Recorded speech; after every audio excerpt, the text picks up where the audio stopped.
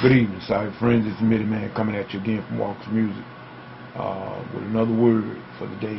We want to say, first of all, we give God all the praise and glory and honor for life, health, and strength. And we thank Him for as well as it is. And we also thank Him for each and every one of you, cyber friends. You know who you are. Giving a shout out tonight to the Bible study. We once again had to cancel Bible study. And we just want to say to the members of the Bible study, the ones that are faithful, just hang in there and everything. We will do them when we can. That's about the best way to put it. We will do them when we can, and we're looking forward to seeing the ones back again on next week if the Lord say so. But as the title of my video you see here tonight, it says Gratification and Contentment. Gratification and Contentment. I want to say, first of all, that we do not come to criticize or judge anyone. We dare not do that. I told you once before and many times again, I've spoken this here more times than I have teaching tongue, that we're going to leave the judging to God. And we're going to try to continue to just do what we're supposed to do as Jesus spoke of, and that's to love ye one another. Jesus said, by this all men shall know that you will belong to me, and that you are my disciples for the love that you were going to have toward one another. But nevertheless, people, we talk about gratification, contentment. Paul said that I have learned to be contented in all things. He said, I thank God for all things. And I want to say, first of all, that many times that I've seen it in my life, he's here. If I live to see next month, third day of next month, November, I'll be 54 years old. And I've seen some things. And many times, the one thing that I've seen, I should say the most over my life, is so many of us are so ungrateful. In other words, lack of gratification.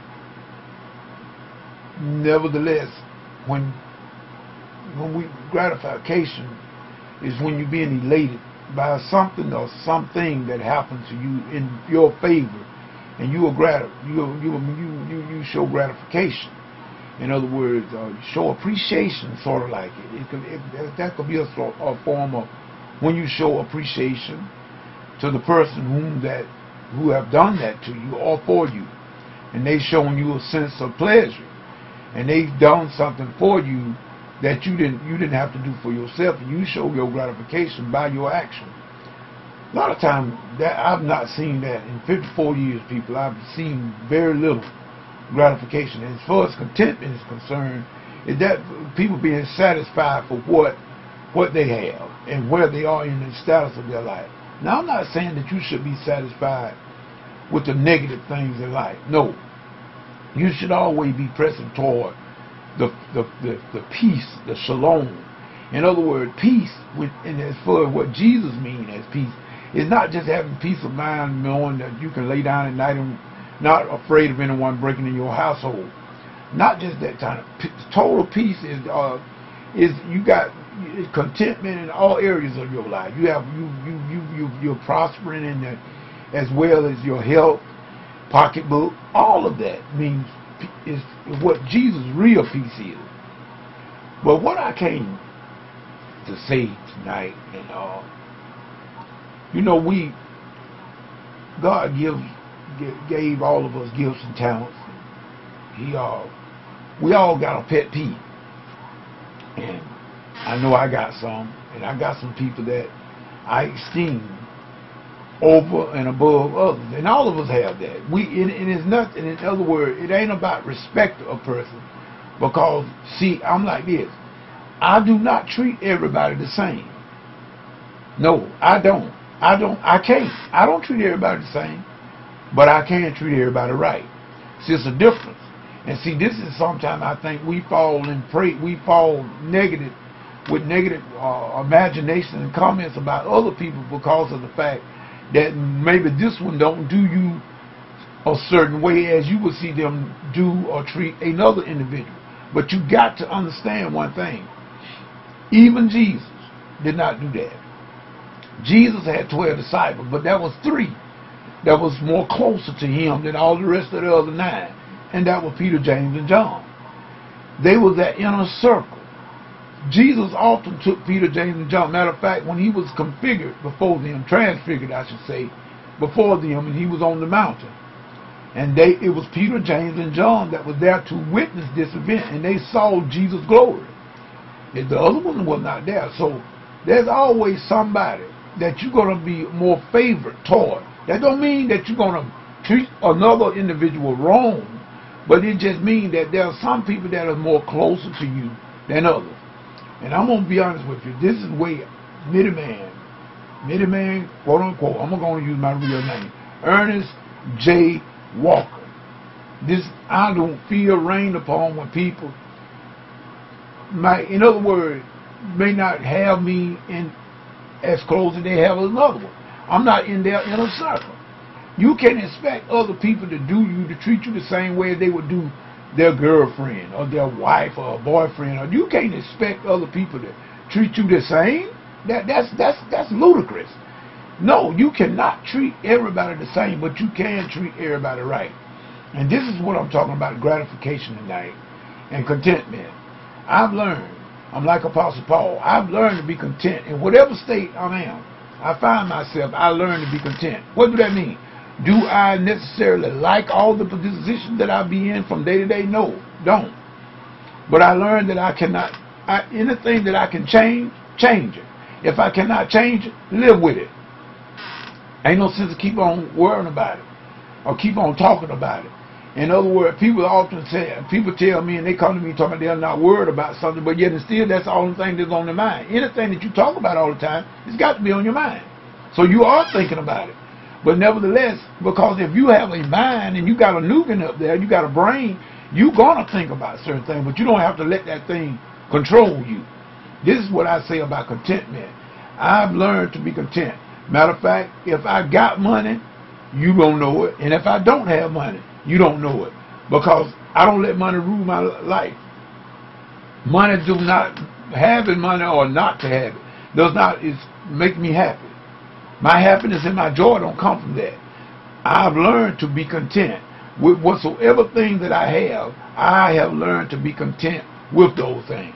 And I am very, very appreciative to people whom that in my inner circle that, matter of fact, that they seem like that they enjoy my company or whatnot. They love talking to me or whatnot. I appreciate them and I draw them very, very close. People that do not, I don't hate them, but I just know they're not part of my inner circle. I don't treat them the same way as I would people that is in my inner circle. It's just like in my home church. There are some people in my home church that are more closer than others. Do that mean I hate the rest of them? No.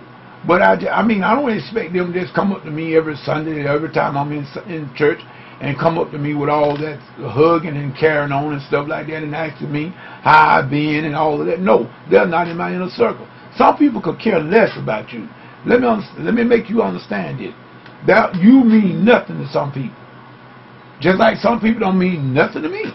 I mean, to some people, middleman don't even matter. They don't. You think too much of yourself if you think that people always have you on their mind. Then you thinking too highly of yourself. Because to some people you don't even matter. And I got enough sense to realize that to some people I don't even matter. But to those that do, I try to treat them accordingly. So that's just a word from Middleman tonight on the fact that we could not have Bible study tonight. And I decided that it's going to wait. Sometimes the Spirit does not move me to do the Bible study. I'm just going to be honest with you.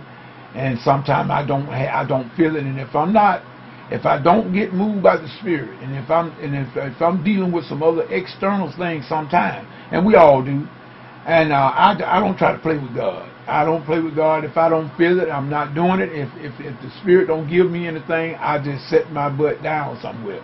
And that's what I mean. That's just it. So with these days that we're living in, we need to understand that everything may not work your way all the time, but learn to be content where you are.